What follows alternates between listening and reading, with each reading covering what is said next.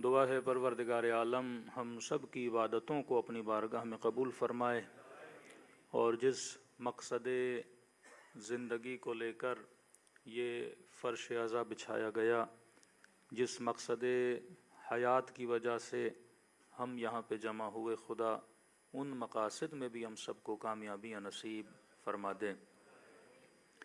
جو مومنین کل کی مجلس میں موجود تھے مہدی سینٹر میں، ہم نے عرض کیا کہ کائنات میں خدا نے ایک محبت کو واجب کیا ہے، جس طرح آپ کی نمازوں میں ایک دعا واجب ہے، اہدنا الصراط المستقیم۔ یہ ہر مسلمان دعا مانگتا ہے کہ اے خدا مجھے صراط مستقیم پر ہدایت دے۔ اسی طرح ہر مسلم پر، صرف شیعہ پر نہیں، جس نے کلمہ لا الہ الا اللہ پڑھا اس پہ ایک محبت کو واجب کیا گیا ہے، اور وہ ہے محبت محمد اور آل محمد ہے۔ صلوات پڑھیں۔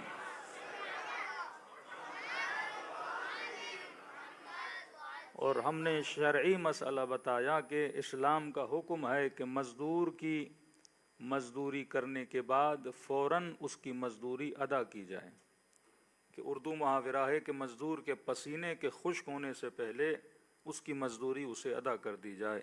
پھر میں نے مثال دی کہ مثلاً آپ مجلس اہل بیت کرا رہے ہیں، لیکن ایک ایسے گھر میں کرا رہے ہیں جو گھر آپ نے ابھی ابھی نیا بنایا ہے، اور جس مزدور نے اس گھر کو بنایا ہے، دروازے لگائے، ٹائل لگائیں یا رنگ بھی کیا، اب وہ دروازے پہ کھڑا ہے اور آپ کو یہ بولے کہ بھائی میری مزدوری مجھے دو، آپ یہ بولیں کہ میں نے پیسے سارے مجلس اور نظر و نیاز پہ لگا دیے ہیں، لہٰذا بعد میں آ جانا، تو مجلس کا ثواب تب تک رکا رہے گا جب تک مزدور کی مزدوری نہ ادا کی جاتی ہے۔ جب تک ہم کسی کی مزدوری نہیں دیتے ثواب نہیں ملتا۔ درزی سے آپ نے کپڑے سلوائے ہیں، درزی کو ابھی تک پیسے نہیں دیے، آپ نے سوٹ پینٹ لیا ہے دکان سے، ادھار پہ لے کر آئے ہو، اور اس ادھار کے کپڑوں سے بندہ نماز پڑھ رہا ہے، یہ نماز کا ثواب تب تک رکا رہے گا جب تک بندہ اپنی ادھار کو پورا نہیں کر دیتا، جب تک مزدوری کو اتار نہیں دیتا۔ تو ہم نے کہا کہ کائنات کی سب سے مزدوری، سب سے بڑی مزدوری اگر کسی نے کی ہے وہ اللہ کے لیے کی ہے، اور وہ محمد مصطفیٰ نے کی ہے۔ وہ رسالت کے پیغام کو پہنچانا تھا، وہ دین کے پیغام کو پہنچانا تھا، اور اس رسول کی مزدوری کا مزد یہ تھا، اس مزدوری کی تنخواہ یہ تھی کہ فرمایا کہ قل لا اسألکم علیہ اجرا، مجھے کوئی اجر نہیں چاہیے ان محنتوں کے بدلے میں، بس ایک چیز امت سے مانگی ہے کہ میری فاطمہ سے محبت کیا کرو، میرے حسنین سے محبت کیا کرو، میرے علی سے محبت کیا کرو۔ تو مطلب آج اگر کوئی مسلمان سجدے ادا کر رہا ہے، لیکن سجدے ادا کرتے وقت اس کے دل میں محمد اور آل محمد کی محبت نہیں ہے، یہ سجدے اس کے منہ پہ مارے جائیں گے۔ اگر طواف خانے خدا کر رہا ہے لیکن دل میں محبت محمد اور آل محمد نہیں ہے، تو یہ خانہ خدا کا طواف کسی کام کا نہیں ہے۔ تو ہر مفتی اور مولوی اور مسلم کی عبادت بھی تبھی قبول ہوتی ہے جب تک اس دل میں محبت محمد اور آل محمد نہ ہو۔ تو مجلس کرنے کا فلسفہ ایک یہ بھی ہے، مجلسیں اظہار محبت کا نام ہے۔ آپ کسی سے میں کہوں کہ میرے بیٹے سے آپ محبت کریں، اور میرا بیٹا دنیا میں ہو ہی نہ، تو آپ کیسے محبت کریں گے؟ مثلا ماں باپ زندہ ہیں تو بندہ باپ کا ہاتھ چوم لیتا ہے، ماں کی قدم بوسی کر لیتا ہے، لیکن ماں باپ دنیا سے چلے گئے تو ہم اظہار محبت کیسے کریں گے؟ تو جانے کے بعد بھی ایک طریقہ ہوتا ہے، بندہ اس کے لیے ایصال ثواب کی مجلس رکھوا لیتا ہے، بندہ ہفتے میں ایک دن نکال کے قبرستان چلا جاتا ہے، تو مرنے والی ماں بھی کہتی ہے کہ بیٹا مجھ سے محبت کرتا ہے، لیکن سالوں کے سالوں گزر جائیں،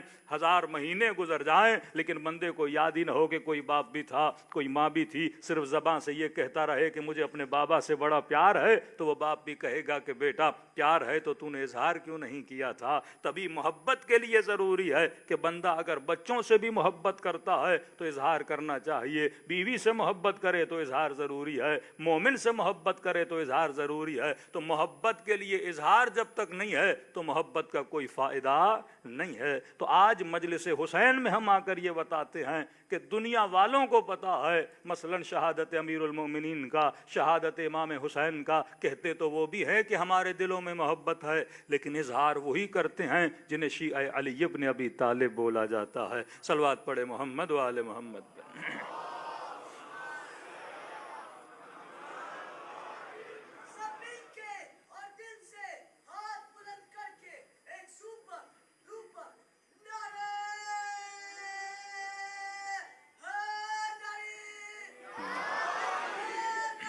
یا اللہ، یا اللہ۔ یہ بڑا سینسٹیو ٹاپک تھا محبت کا، تبھی نبی نے یہ نہیں کہا کہ مجھے کچھ اور چاہیے، کہا کہ مجھے اپنے آل کی محبت چاہیے، کیونکہ پوری زندگی اگر چلتی ہے تو محبت کی وجہ سے چلتی ہے۔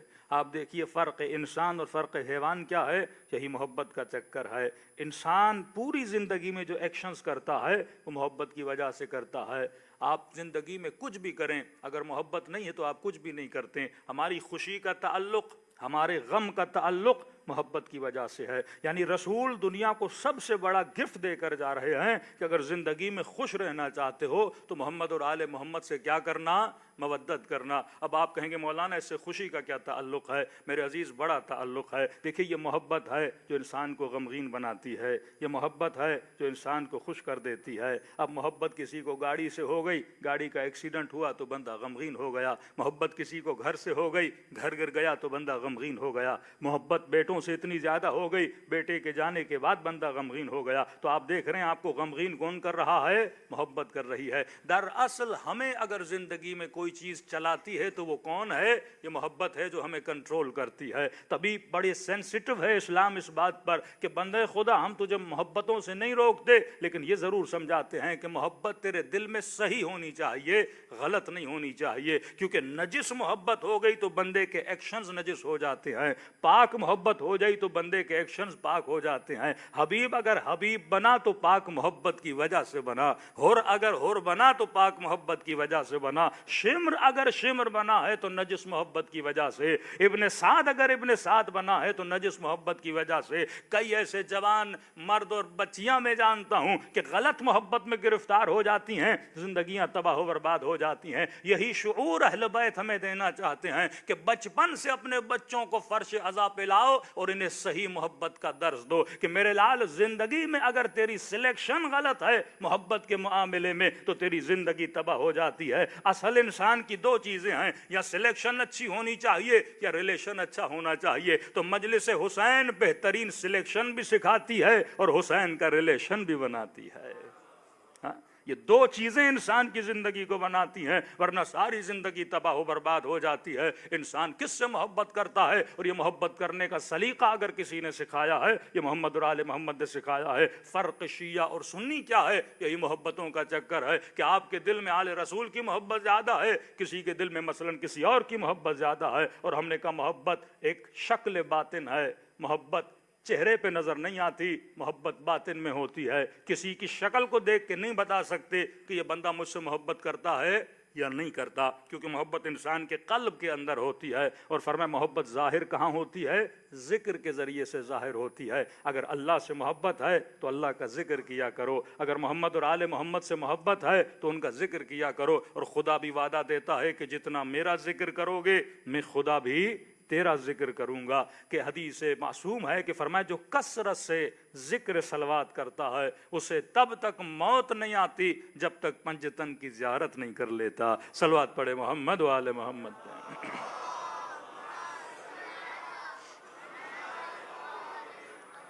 وَأَجِّلْ فَرَجَهُمْ۔ اب 5 منٹ کے لیے سوچئے، اصل زندگی میں ہمارا موٹیو کون ہے؟ محبت۔ جو ہمارے وجود میں انرجی پیدا کرتا ہے وہ محبت ہے۔ شہید کا اتنا مقام کیوں بلند ہے؟ کیونکہ شہید کی شہادت کا سب سے بڑا موٹیو ہے اللہ کی محبت۔ ورنہ کئی لوگ جان انسانوں کے لیے دیتے ہیں، کوئی قیمت نہیں ہے۔ کئی لوگ محنتیں دنیا کے لیے کرتے ہیں، کوئی قیمت نہیں ہے۔ شہید کیونکہ راہ خدا میں محنت کرتا ہے، اور کس کی محبت میں کرتا ہے؟ اللہ کی محبت میں کرتا ہے۔ تبھی کہا کہ ہر عبادت کی نیت کیا ہے؟ قربتاً اللہ، قرب خدا۔ وہ قرب خدا جب تک محبت نہ ہو تب تک بندے کو ملتا نہیں ہے۔ یہ دلوں کے پیالوں کو، دلوں کے گلاس کو جتنا محبت اہل بیت سے بھرو گے اتنا آباد ہو جاؤ گے۔ اب آپ کہیں گے مولانا محبت موٹیو کیسے؟ دیکھو آپ صبح سے شام تک محنت کرتے ہو، کس کی محبت میں؟ یا اولاد کی محبت میں یا مال کی محبت میں؟ بندے کو کسی گاڑی سے محبت ہو جاتی ہے، صبح سے شام تک اس کو حاصل کرنے کے لیے محبت کرتا ہے۔ کسی گھر سے محبت ہو جاتی ہے، اس گھر کو بنانے کے لیے صبح سے شام تک محنت کرتا ہے۔ کسی ملک میں بندے کو جانا ہوتا ہے، وہاں پہ جا کے اسٹڈی کرنی ہوتی ہے. اب جب تک محبت نہیں آئے گی بندہ محنت نہیں کرے گا. آپ کو کربلا کی محبت ہوگی تو آپ ویزا لگواؤ گے، آپ پیسے جمع کرو گے، آپ کسی قافلے کے ساتھ یا پرسنلی کربلا جاؤ گے. جب تک محبت نہیں تو آپ کا کوئی موٹیو نہیں ہے. اور سب سے بڑا زندگی کا راز بھی یہی محبت ہے. اب اکثر لوگ کربلا جاتے ہیں اور کہتے ہیں مولانا کربلا مومن کی جنت ہے. تو میں نے کسی مومن سے کہا، میں نے کہا جنت کا کانسیپٹ تمہارے ذہن میں کیا ہے؟ یہ کیوں بولتے ہو کہ کربلا مومن کی جنت ہے؟ کیا کربلا میں حوریں ہیں؟ کیا کربلا میں غلمان ہیں؟ کیا کربلا میں شہد کی نہریں ہیں؟ کیا کربلا میں ملک اور دودھ کی نہریں ہیں؟ قرآن نے جو جنت بتائی ہے وہ تو یہی ہے، جس میں نہریں ہیں، جس میں باغ ہیں، جس میں نعمتیں ہی نعمتیں ہیں، جہاں تکلیف نہیں ہے. لیکن یہاں بندہ 40 پہ گیا اور پیدل چلا تو پاؤں میں چھالے پڑ گئے، گھٹنوں کی تکلیف، شدید گرمی، دن رات چلنا، سکون بندے کو نہیں. لیکن کہتا ہے کربلا مومن کی جنت ہے. تو نے ایسا کربلا میں دیکھا کیا کہ تجھے کربلا مومن کی جنت لگی؟ اصلاً جنت کا کانسیپٹ کیا ہے تمہارے ذہن میں؟ جنت ہے کیا؟ اگر جنت کا کانسیپٹ باغ و باغات ہیں تو کسی جوان نے مجھے کہا کہ مولانا بعض لوگ جو بلینر ہیں ان کی جنت تو یہی ہو گئی. میں نے کہا وہ کیسے؟ کہ جنت میں حوریں. اب بندہ بلینر آدمی ہے، غلط تعلقات بنا کے دنیاوی حوریں جمع کر لیں. اس نے دودھ کا سوئمنگ پول بنا دیا، شہد کا سوئمنگ پول بنا دیا، ایک کسی آئی لینڈ میں جا کے گھر بنا دیا کہ مولانا یہ اس کی جنت ہو گئی.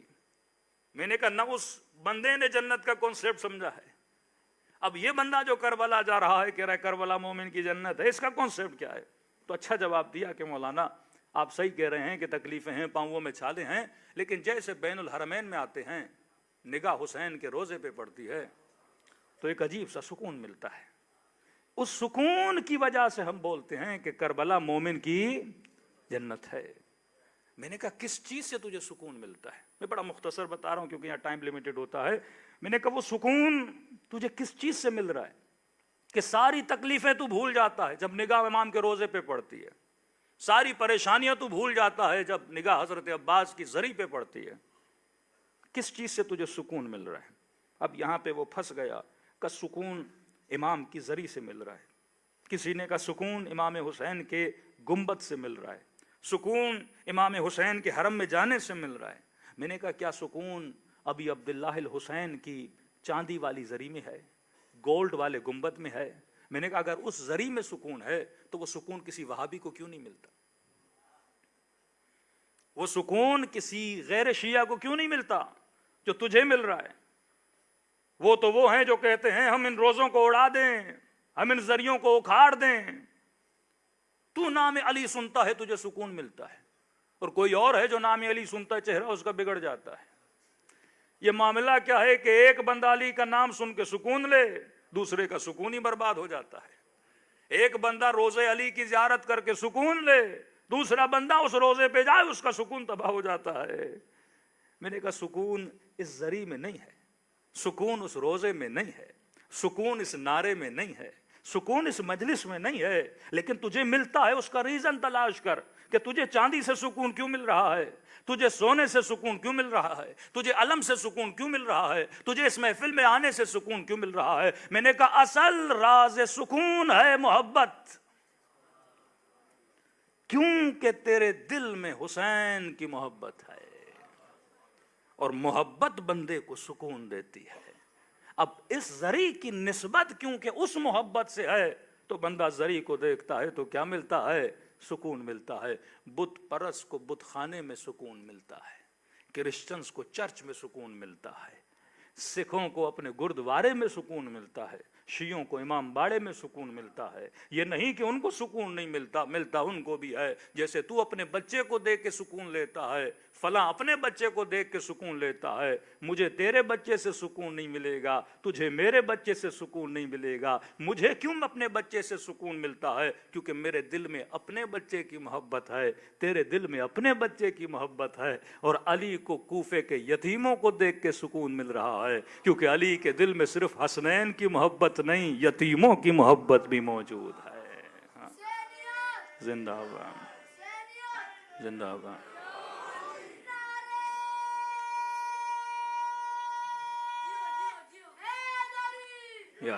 اصل سکون انسان کو ملتا ہے محبت کی وجہ سے.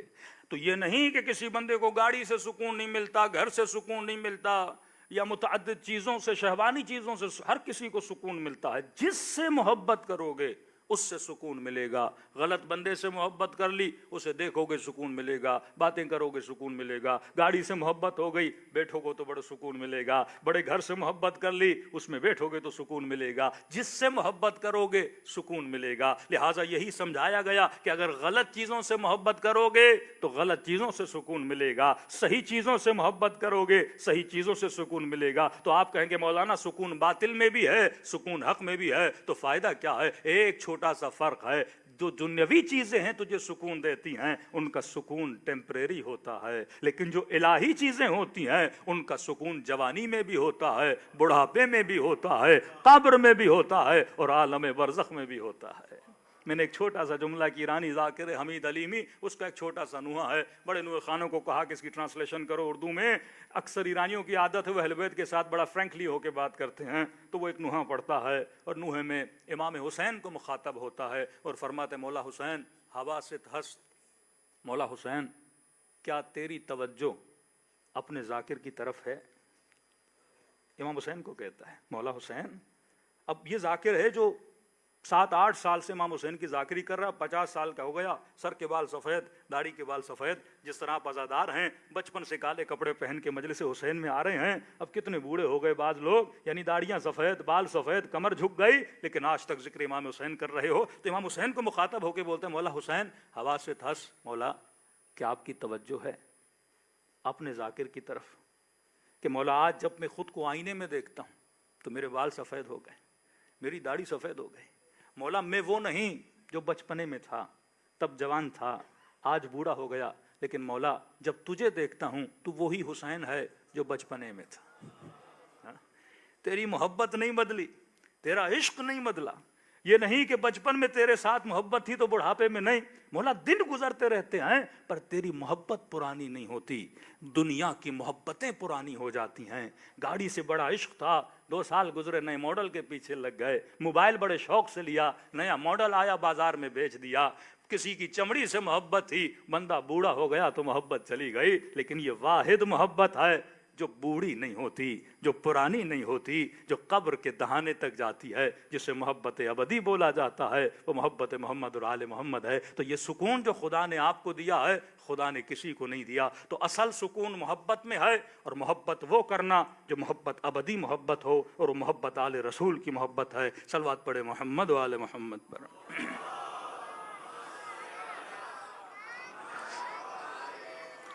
بس 3 چیزیں عرض کروں تاکہ ہماری نسلیں اس فرش ازا سے کچھ سیکھ کر جائیں. مجلسیں فارملٹی کی مجلسیں نہیں ہونی چاہیے جب تک عملی جامہ اہل بیت کا نہیں پہناتے. کیا فائدہ لوگ اہل بیت کو مانیں لیکن زندگیوں میں سکون نہ ہو. لوگ امیر المومنین کو مانیں, سیدہ کو مانیں, پر گھروں میں جھگڑے ہوں, ڈپریشن کے مریض ہوں, مختلف بیماریوں میں بندہ الجھا ہوا ہو, ذہنی الجھنوں کا بندہ شکار ہو, اور ذکر اہل بیت بھی لے رہا ہے. تو اس کا مطلب ہم نے, امیر المومنین کا ایک فرمان ہے, مولا فرماتے ہیں 3 چیزیں انسان کے سکون کو تباہ کر دیتی ہیں. دیکھو اس کا تعلق بھی انسان کی محبت سے ہے. اگر محبتیں بندے کی صحیح ڈائریکشن میں چلی جائیں تو بندے کی زندگی بن جائے. فرمایا 3 چیزیں زندگی کا سکون تباہ کر دیتی ہیں, 3 چیزیں انسان کی زندگی کو بے جان بنا دیتی ہیں. مولا وہ کون سی چیز ہے؟ فرماتے ہیں سب سے پہلی چیز ہے الحقد. جو انسان بغض رکھتا ہے اس کی زندگی میں سکون نہیں ہوتا. جو نفرتوں کو دلوں میں پالتا ہے اس کی زندگیوں میں سکون نہیں ہوتا. آج سب سے بڑا ہمارے گھروں کا مسئلہ کیا ہے؟ بھائی کا بھائی سے مسئلہ, خواتین کے آپس میں مسئلے, ساس بہو کا مسئلہ, کزنوں کا آپس میں مسئلہ, بزنس مینوں کا آپس میں مسئلہ. یہ جو کمپٹیشن کے بعد ہم ایک جگہ پہ پہنچتے ہیں اور دلوں میں بغض پال لیتے ہیں. فرمائیے بغض تمہارے سکون کو کیا کرتا ہے؟ تباہ و برباد کر دیتا ہے. مومن اپنے دل میں کسی کا بغض نہیں رکھتا. اگر بغض رکھتا بھی ہے تو دشمن علی کا بغض رکھتا ہے. اگر بغض رکھتا بھی ہے تو قاتل زہرا کا بغض رکھتا ہے. تولا ہے تو بندے کے دل میں تبرہ ہے, یعنی محبت ہوگی تو اس کے دشمن سے کیا ہوگی؟ نفرت ہو جائے گی. لیکن آپس میں کبھی بغض نہ رکھا کرو, کیونکہ بغض تمہاری انرجی کو کیا کرتا ہے, تباہ و برباد کر دیتا ہے. مختصر کہوں, کیونکہ معصوم فرماتے ہیں یہ جو بغض ہے اس سے نقصان تجھے ہوتا ہے, جس سے تم بغض کرتا ہے اسے کوئی نقصان نہیں ہے. مثلا آپ میری غیبت کرو گے, اس سے شاید مجھے نقصان ہو جائے, آپ نے میرے پیٹھ پیچھے باتیں کر دی, 4 لوگ مجھ سے نفرت کریں گے. لیکن اگر آپ مجھ سے بغض کرو گے, اس سے مجھے کوئی نقصان نہیں ہے, نقصان تجھے ہے. وہ کیسے؟ مثلا آپ نے کسی مومن کا بغض اپنے دل میں رکھا ہوا ہے, وہ مومن آپ کو اچھا نہیں لگتا, آپ مجلس امام حسین میں آ گئے. اب ظاہر مجلس میں تو ساری کمیونٹی آتی ہے, اب جس سے آپ کو بغض ہے وہ بھی مجلس میں آیا ہوا ہے, سائڈ پہ بیٹھا ہوا ہے. اب ذکر حسین سن رہے ہو, بڑا سکون لے رہے ہو, بڑے محظوظ ہو رہے ہو, اچانک آپ کی نگاہ اس بندے کے چہرے پہ پڑ گئی جو آپ کو ایک دم اچھا نہیں لگتا, تو کیا ہو جائے گا, آپ کا پورا مزاج کرکرا بن جائے گا. آپ کہو گے رے اس کے مجلس میں کیوں آیا, اس کی شکل دیکھ کے تو میری مجلس کیا ہو گئی, ساری خراب ہو گئی. تو بار بار اپنے وجود کو کڑوا کرو گے. اب وہ لوگ جو بغض علی رکھتے ہیں, علی کو تو نقصان نہیں ہے نا, ہم جتنا ذکر علی کریں گے اتنی ان کی طبیعتیں کیا ہوتی جائیں گی, خراب ہوتی جائیں گی. تو فرمایا بغض تیرے وجود کو تباہ کرتا ہے. اور آج یہ پریکٹیکلی سائیکولوجی میں بھی پروفڈ ہے کہ جو انسان نفرتیں پالتا ہے اسی انسان کو کینسر ہوتا ہے. کیونکہ جب آپ بغض میں آتے ہیں آپ کو غصہ آتا ہے, اور جب آپ کو غصہ آتا ہے آپ فائٹ اینڈ فلائٹ کے موڈ میں چلے جاتے ہو. جس پہ غصہ آتا ہے بندہ کہتا ہے یا اسے ماروں یا 4 گالیاں اسے سناؤں. اب آپ وہ کر نہیں سکتے, باڈی میں فائٹ کے موڈ میں چلے جاتے ہو, اور اس سے آپ کی باڈی میں کچھ سیل کریٹس ہوتے ہیں جن کی وجہ سے انسان کو کیا ہوتا ہے, کینسر ہوتا ہے. مطلب معصومین نے جو ہمیں سمجھایا وہ دنیا کے لیے بھی بہتر تھا, آخرت کے لیے بہتر تھا. تو کبھی اپنے دلوں میں بغض کو نہ پالا کریں. پہلی چیز الحقد, جو انسان بغض کرتا ہے زندگی تباہ و برباد ہو جاتی ہے. دوسری چیز معصوم فرماتے ہیں الحسد, جیلسی, حسد کرنا انسان کو غمگین بنا دیتا ہے. بغض کرو گے اس کی شکل دیکھو گے غمگین ہو جاؤ گے, جیلسی کرو گے غمگین ہو جاؤ گے. آج سب سے بڑا سوسائٹی کا جو مسئلہ ہے وہ جیلس ہونا ہے. فلاں کے گھر کو دیکھ کے جیلس ہونا, فلاں کی شکل کو دیکھ کے جیلس ہونا, فلاں کے اچھے کپڑوں کو دیکھ کے جیلس ہونا. یہ آج کل ہمارے جوان یونیورسٹیز میں یا اسکولز میں جاتے ہیں, کہتے بابا میرے پاس وہ چیز نہیں فلاں کے پاس ہے. خواتین شادیوں میں جاتی ہیں, شوہروں کو بولیں کہ بھائی فلاں کی بیوی کے پاس اتنا تھا لیکن میرے پاس نہیں ہے. معصوم فرماتے ہیں من نظر الی ما فی ایدی الناس, جو انسان وہ چیزیں دیکھے جو دوسروں کے ہاتھوں میں ہے, یہ انسان ہمیشہ غمگین رہ جاتا ہے. اب آپ کا گھر چھوٹا ہے, کسی کے بڑے گھر میں گئے, دل میں حسرت پالی, اسے بغض کر دیا کہ میرے پاس ایسا گھر کیوں نہیں, بندہ غمگین ہو جائے گا. فرمایا عقل مند انسان کی نشانی کیا ہے, ہمیشہ اوپر کی چیزوں کو نہیں دیکھتا, نیچے کی چیزوں کو دیکھتا ہے. کیونکہ اوپر دیکھو گے کوئی ملینر ہے, کوئی بلینر ہے, کوئی اس سے بھی اوپر ہے, کہاں پہنچو گے, کبھی پہنچ بھی نہیں سکتے ہو. تو لہذا فرمایا جو تمہارے پاس ہے اس پہ اللہ کا شکر ادا کر دیا کرو,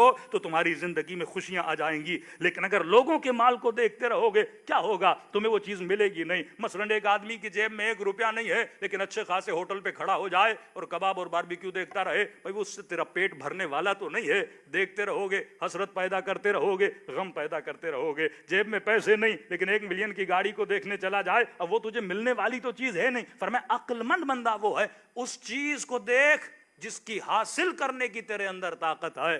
اگر نہیں ہے طاقت ان چیزوں کو دیکھا نہ کرو. فرمایا دوسروں کے بڑے گھروں کو دیکھ کر اپنی جھوپڑیوں کو تباہ و برباد نہ کیا کرو. جو اللہ نے دیا ہے اس پہ بندہ راضی رہا کرے اور زندگی میں محنت کرے اور کوشش کرے, تو ہمیشہ زندگی کیا رہے گی, خوشی کے عالم میں رہے گی. صلوات پڑھے محمد و آل محمد پر.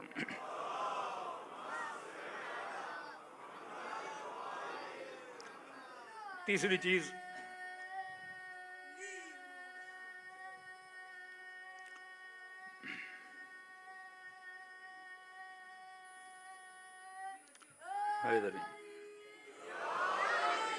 فرمایا کہ الحسر تورث الحزن, حسرت انسان کے وجود میں حزن پیدا کرتی ہے.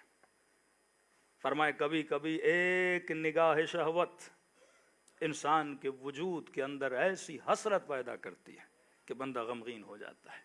عقل مند کی نشانی ہے چیزیں وہ دیکھ جو تمہارے وجود میں کیا پیدا کریں, تمہارے وجود میں حسرت کو پیدا نہ کرے, امید کو پیدا کریں, اس سے تمہاری زندگی خوش رہے گی. تیسری چیز ہے سوء الخلق, اس میں نہیں داخل ہو رہا, ٹاپک لمبا ہو جائے گا. بد اخلاقی, انسان کا برا اخلاق انسان کو غمگین رکھتا ہے. فرمایا عبوسا قمطریرا, جن لوگوں کے چہرے ہمیشہ مرجھائے ہوئے ہوتے ہیں, معصوم فرماتے وہ مومن نہیں.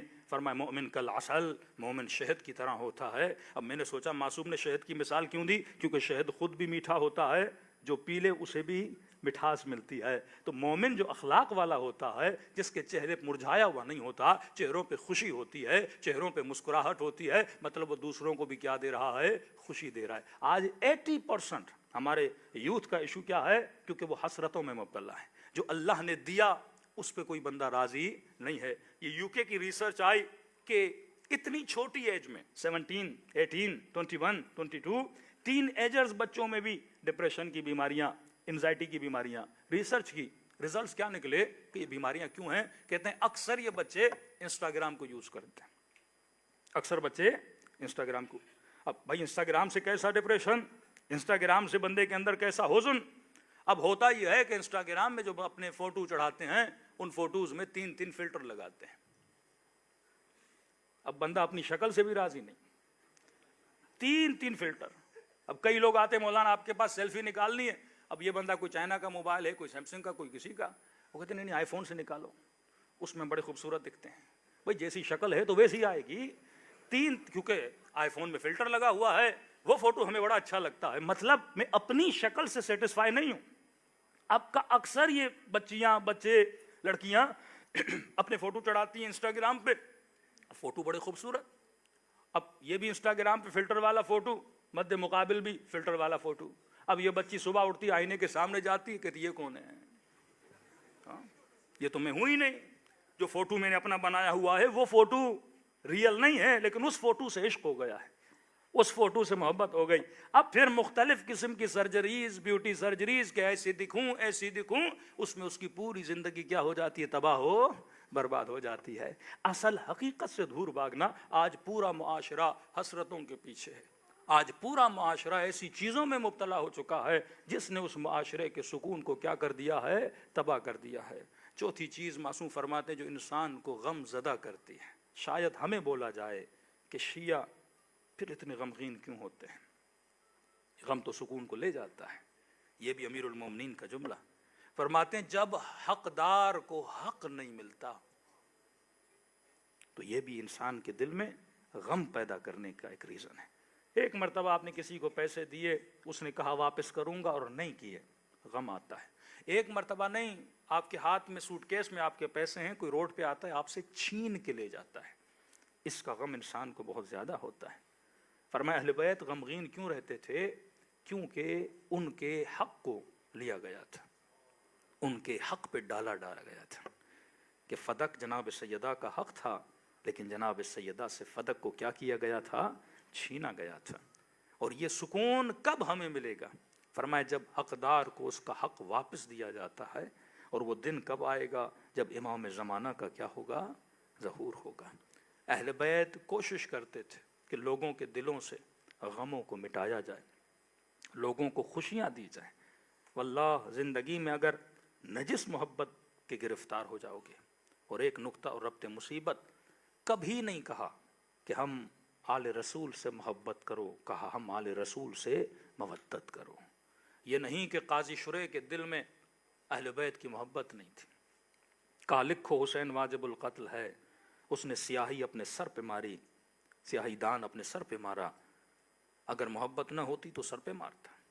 اگر کوفے والوں کے دلوں میں حسین کا عشق نہ ہوتا تو کبھی امام حسین کو خط لکھتے؟ جب یہ قافلے آ رہے تھے تو کوفی رو رہے تھے کہ جناب سکینہ فرماتی چادر لوٹ بھی رہا تھا، رو بھی رہا تھا. میں نے کہا رو کیوں رہے ہو جب لوٹ رہے ہو؟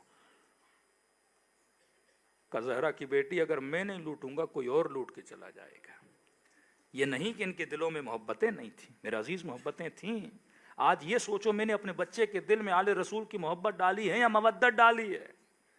آج سارے اہل سنت آل رسول سے محبت کرتے ہیں. ہمیں حکم محبت نہیں، حکم مودت ہے.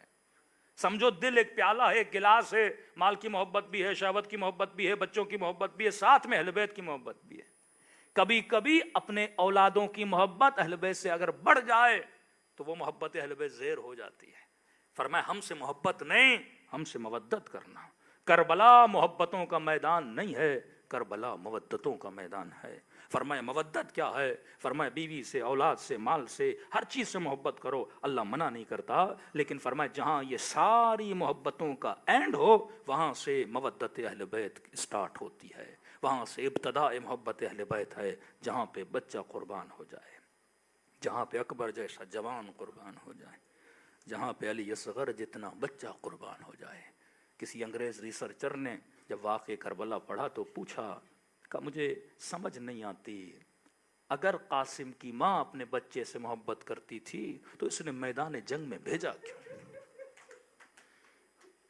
جبکہ حضرت عباس فرماتے ہیں پورے خیموں کو چھان لیا لیکن کہیں پر حضرت عباس کو ایک ذرہ نہیں ملی جو قاسم کے چھوٹے سے بدن پہ فٹ آتی.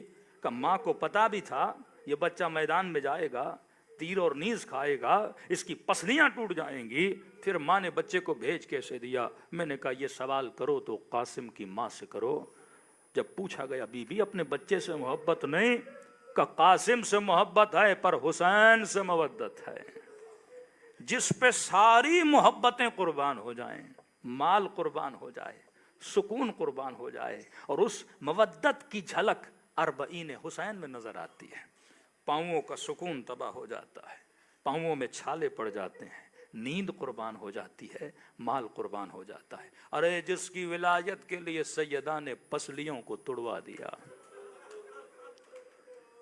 ہم بھی بڑے غیرت مند اور باحیا ہیں، لیکن کہاں علی کی بیٹی کہ مولا یہ کہیں حسن رات ہونے دو، پھر زینب کو لانا. سیدہ وصیت کرے تابوت میں جنازے کو ڈالنا، کسی کی میرے بدن پہ بھی نگاہ نہ پڑے، اور اسی کی بیٹی اپنی چادر کو قربان کرے مودت حسین کے لیے. یہی بڑا درس ہے. یہ دن یتیمی ابا عبداللہ الحسین کے دن ہے. کل کی مجلس میں نے عرض کیا، امام فرماتے ہیں خلوص دل سے مجھ حسین کو سلام کرو، خدا تجھے ثواب زیارت حسین عطا کرے گا. کا مولا ایک سلام سے ثواب مل جاتا ہے، اتنے کریم ہیں آپ. فرمایا ایک نشانی ہے، اگر وہ تیرے اندر آ جائے، نشانی یہ ہے کہ جب مجھ حسین کو سلام کرو، نہ چاہتے ہوئے اگر تیرے دل میں آنسو آ جائیں، یہ مت سمجھنا یہ تیرے آنسو ہیں، حسین نے تجھے تیرے سلام کا جواب دیا. آج غربت امام کے دن ہے. 4 جملے مصیبت کے پڑھوں گا، دلوں کو کربلا کی طرف روانہ کریں. السلام علی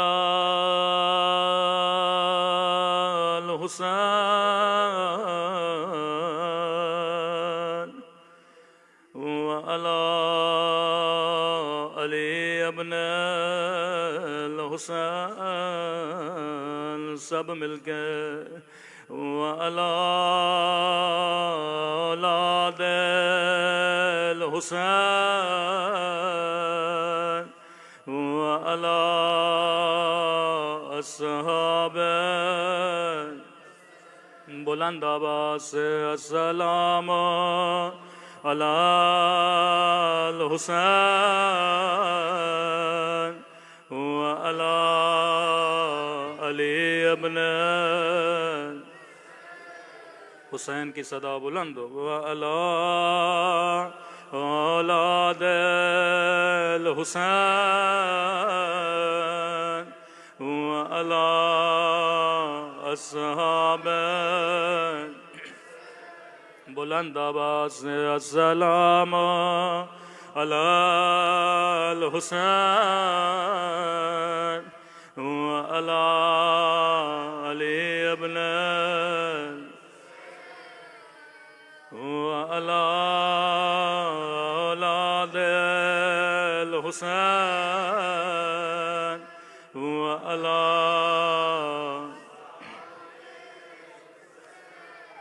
میرا سلام ہو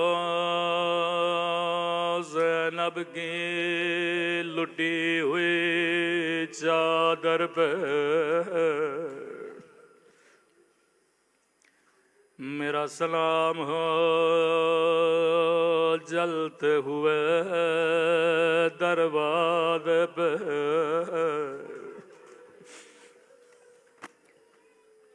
میرا سلام ہو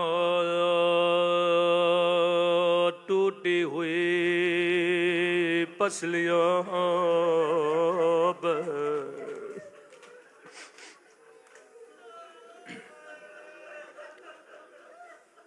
میرا سلام ہو زخمی رخساروں پہ،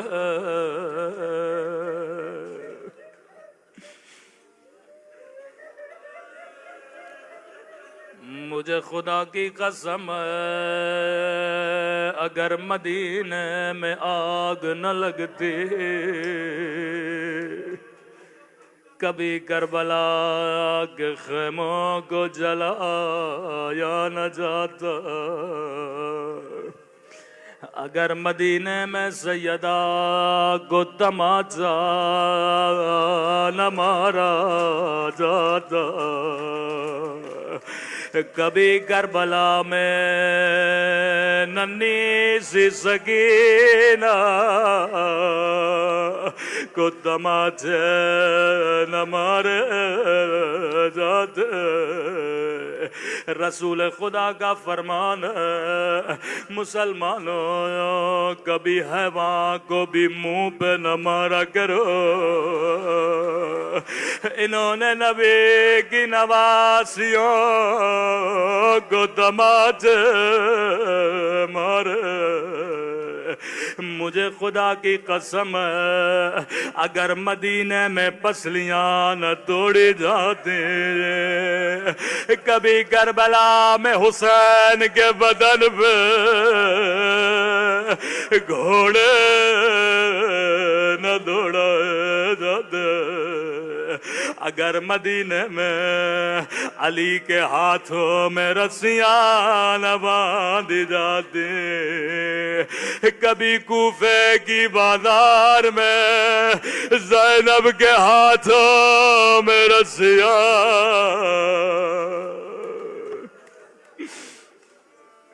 اگر مدینے والی بی بی کو دربار میں نہ بلایا جاتا کبھی شرابی کی دربار میں زینب کو نہ بلایا جاتا،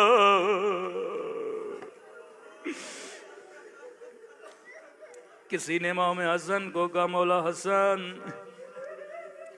جب بھی مسجد جاتے ہیں لمبا لمبا راستہ لیتے ہیں، مولا یہ گلی بڑی قریب ہے یہاں سے مسجد چلتے ہیں، روکے کہنے لگے زندگی گزر گئی میں کبھی اس گلی سے نہیں گزرا، مولا کیوں نہیں جاتے، روکے کہنے لگے اس گلی میں اس لئی کا گھر ہے جس نے میری اماں پہ آگ کا دروازہ گرایا تھا، اکثر جوانوں کو کہتا ہوں حسن کی مصیبت کو سمجھ کے رویا کرو، ہم سب بھی اپنی ماؤں سے بڑا پیار کرتے ہیں، میں نے کسی جوان سے سوال کیا، میں نے کہا جوان اگر بند گلی میں کوئی تیرے سامنے تیری ماں کو تماچا مارے بتا تیرے پہ کیا گزرے گے، روکے کہنے لگا مولانا دعا کرو اللہ موت دے دے پر یہ منظر نہ دکھائے، امام حسن نے کہا ذاکر میری سب سے بڑی مصیبت یہ ہے ایک مدینے کی گلی تھی، حسین چھوٹا تھا میں بڑا تھا، ایک ظالم نے میری اماں کو تماچا مارا، میں فریادیں کر رہا تھا کوئی آئے میری اماں کو بچا لے،